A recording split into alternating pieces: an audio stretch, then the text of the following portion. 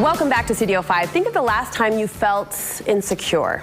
And what did you do about it? My next guest says strong women have the opportunity to choose, not just chase, their confidence. Studio 5 contributor and therapist Dr. Julie Hanks has 5 questions to help you overcome those insecurities that pop up. Julie, it's good to see you. Good to see you too. We talk about this situation of insecurity. Everyone knows that's not the ideal, but yet everyone experiences it in one way or the other. Right. And it's not just a female thing. Humans experience insecurities, and it's because we have this underlying need to remain connected to each other. We're wired for relationships. And we have this belief that somehow there's a part of us that's not lovable, and so it feels like a threat to our connections and our relationship with other people. Isn't that interesting that it speaks to our basic way we're wired, that we're all wired, and Nick's against that. Right, and somehow we've created this belief that perfection is more lovable, like having flaws is not okay, but really, I love people for their warts and all, right? Yep. We joke that the most popular clips in the television industry are always the bloopers. And that kind of speaks to this idea. Right, the real, the kind of down-to-earth part. But we do have kind of this primal fear of being excluded and not connected with people in relationships. As we specifically shift this topic toward females, toward women, are there a couple of insecurities you say are the most, I don't want to say the most popular, the most common? The most popular insecurities. Yeah, the most common. Dr. Brene Brown talks about the top shame triggers. So that's something that triggers, I'm not enough, I'm not worthy of love. And it's appearance, not surprising, right? And then mothering. Really? Yeah. Mothering that we're not... Like, we're not good enough? We're not good enough. We're not doing it right. Our kids aren't going to turn out. Just kind of that role. There's so much... there's unrealistic expectations and competing expectations. There's no way to get it right.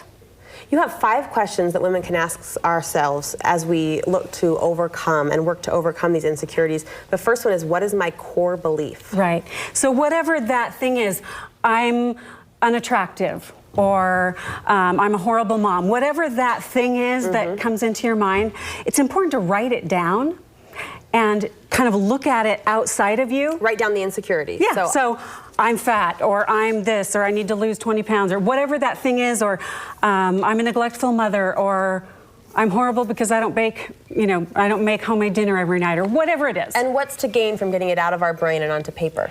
We don't often examine our thoughts.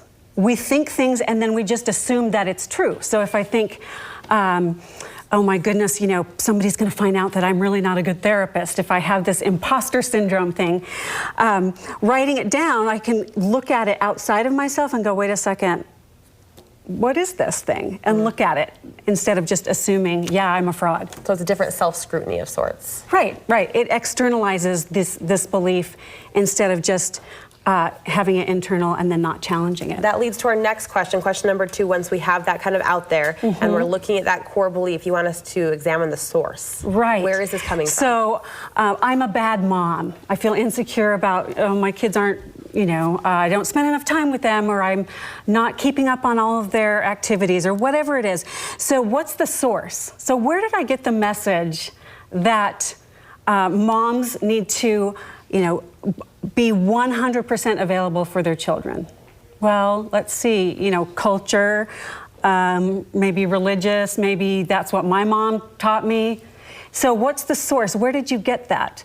Or if, I'm not attractive, well, we just, Barbie, because I don't look like... Let's blame Barbie. Yeah. But you know what I mean? So cultural... magazines, media. Exactly. So what's the source? So we identify the core belief, and then where did I get that? And then it helps even further externalize it and know that, wait, this isn't me. This is something out here that I've accepted. Yeah, see, I think just those 2 steps might turn things around for a lot of women when you really start to look at it analytically almost. It does take on a totally different tone. Right. Who says that? Who says?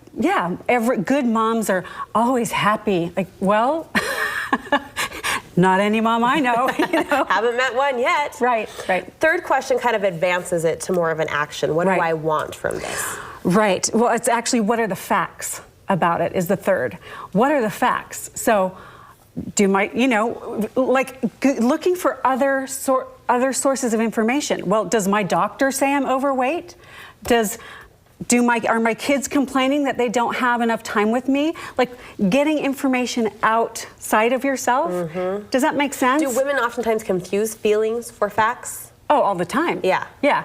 If we feel something or we think it's true, and not necessarily. So get more data points from other people to challenge that. Well, my doctor's not concerned about my weight, so maybe I'm not overweight. So maybe, I can let go of that insecurity. I don't want to gender stereotype here, but as you're describing this, it's kind of how my husband thinks, more naturally. That analytical, left brain, logical. It's kind of what we lean on a lot of times, I think, our men for, that line of thinking, that way of thinking. And they're socialized in that way. It's a lot healthier, but some ways they're less aware of their emotions, which isn't good. So just positive and negative. Two sides of the coin. Now to the action, what do I want?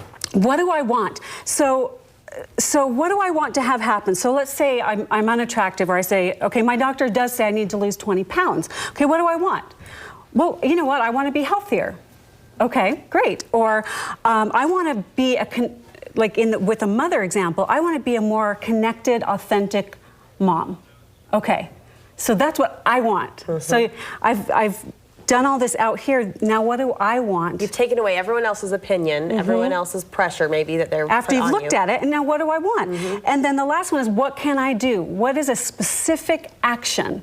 So maybe I call my neighbor and say, hey, do you want to go run every morning at, well, I don't get up in the morning, 9 o'clock. 9 sounds good to me, Julie. I'll meet you there. So specific action, or I'm going to spend 1 hour uninterrupted time with each child every week.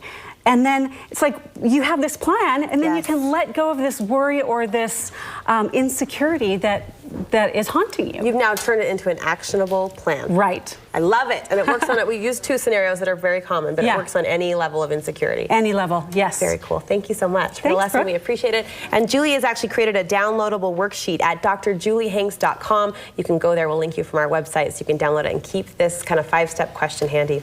Coming up, the rest